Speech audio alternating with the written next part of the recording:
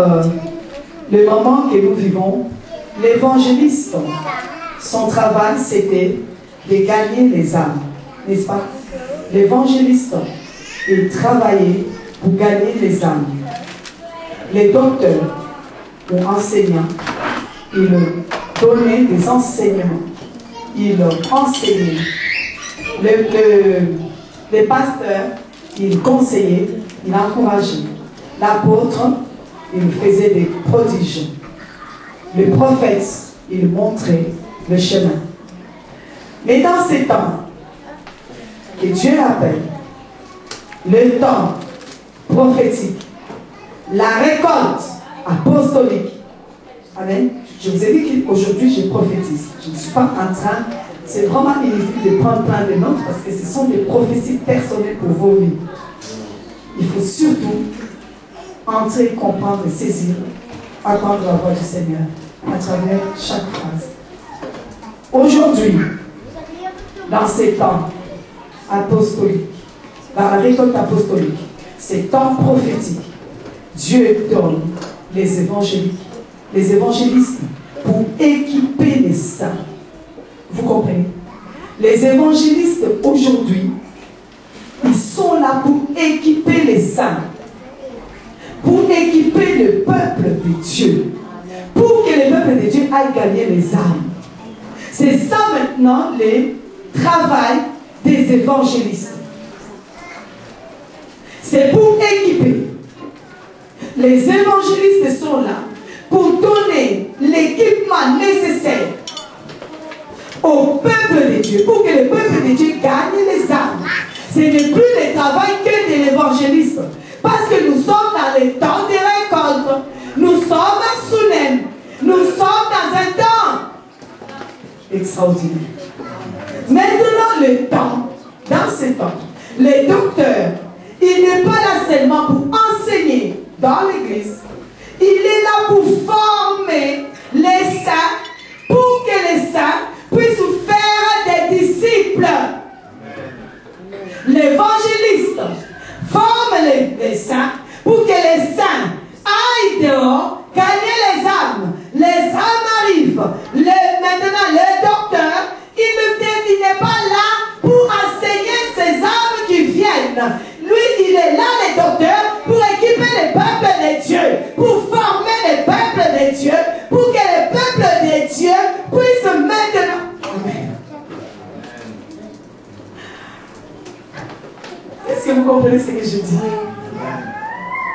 Pour que le peuple de Dieu puisse faire des âmes qui viennent, pour le former, pour qu'ils deviennent des disciples. Ce n'est pas parce qu'il entre à l'église qu'il est automatiquement disciple. Amen. Alors maintenant, le pasteur, son travail n'est pas seulement pour courir derrière vous, brûler les carburants pour venir vous visiter parce que vous avez accouché, parce que vous êtes malade, parce que ceci, parce que cela. Non. Le travail du pasteur en ce temps-ci, son travail à lui, c'est de faire grandir le peuple de Dieu, pour que le peuple de Dieu devienne de plus en plus grand, pour qu'ils prennent leur sous-même en main. Amen. Il faut qu'ils rentrent dans leur sous-même. Le pasteur n'est plus là pour pleurer avec toi.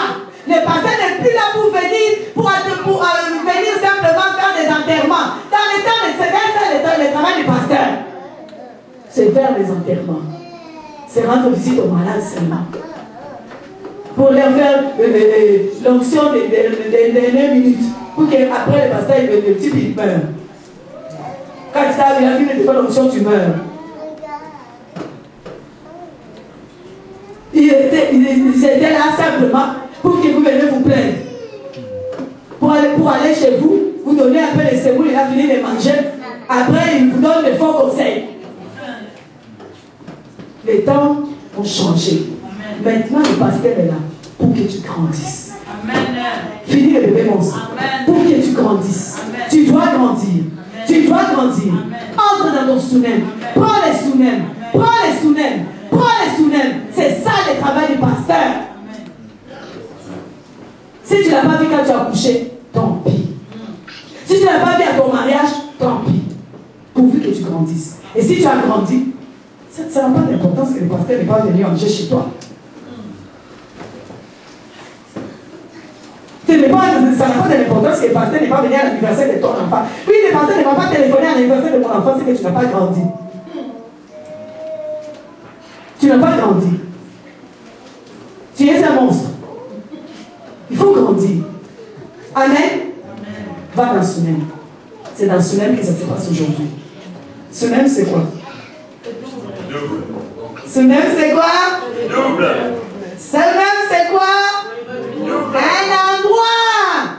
Pas seulement des doubles. Un endroit. Des doubles. Agréable. Le repos. Les succès. La prospérité. Enfin, c'est pas mieux que le pasteur te pousse à ça. C'est pas mieux que le pasteur t'amène là-bas.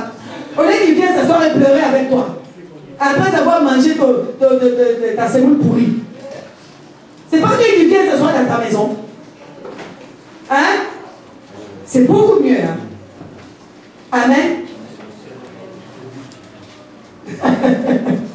Gloire! Sunem.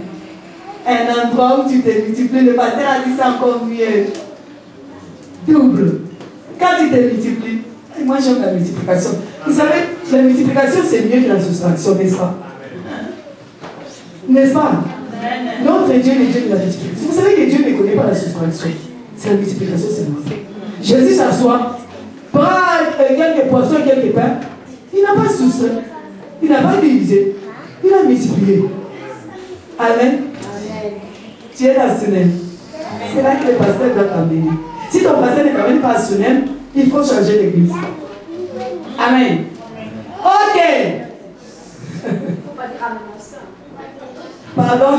Changer d'église, ça change. Si on ne t'amène pas dans Sunem, changer. Tu vas mourir. Si tu ne peux pas te multiplier, tu vas mourir. Amen. Rentre dans Sunem. Alors, je continue. Le travail du pasteur, c'est pour te faire grandir. Amen. Pour que toi, tu puisses aussi, toi grandir, tu puisses faire grandir les autres. Amen. Pour que toi, tu puisses faire grandir les autres. Tu fais grandir ce que tu as formé comme disciple. Tu fais grandir, tu formes les disciples ce que tu as gagné comme âme. Tu gagnes les âmes. Tu fais de ces âmes les disciples. Tu les fais grandir parce que tu as grandi. Tu les amènes toi aussi à Sunem. Maintenant, le travail de l'apôtre à 7 ans. Le travail de l'apôtre, c'est pour enseigner au peuple de Dieu comment agir, comment amener les signes et les prodiges dans notre temps. L'apôtre, il bâtit, bien sûr, mais il doit montrer. Il doit montrer comment faire des signes, des prodiges et des miracles. C'est ce qui se passe aujourd'hui dans ces temps de récolte. Il faut des signes, des prodiges et des miracles. Ta vie doit vivre des signes tous les jours. Ta maison doit vivre des signes tous les jours, des prodiges, des miracles, toutes les semaines, des signes, des prodiges, des miracles. Tu dois les répandre, tu dois les vivre. C'est dans ces temps de récolte, c'est ça récolter, vivre les signes, les prodiges, les miracles, je récolte. Vivre à Sunem, je récolte. Former des disciples, je récolte. Gagner des âmes, je récolte. C'est ça les temps qu'on appelle les temps apostoliques. Je récolte. Prophète. Le prophète est là pour prononcer la voix du Seigneur. Amen. La voix du Seigneur. La voix du jubilé. Le prophète est là maintenant pour prononcer la voix du Seigneur et t'apprendre à prononcer la voix du Seigneur, à prophétiser sur ta vie, à prononcer la voix du Seigneur. Pas seulement te montrer où tu dois aller, mais t'apprendre à prononcer la voix, à sortir la voix du Seigneur. À partir de là, que la voix de Dieu sorte. Le prophète est là pour sortir la voix de Dieu. Et t'apprendre comment sortir la voix de Dieu.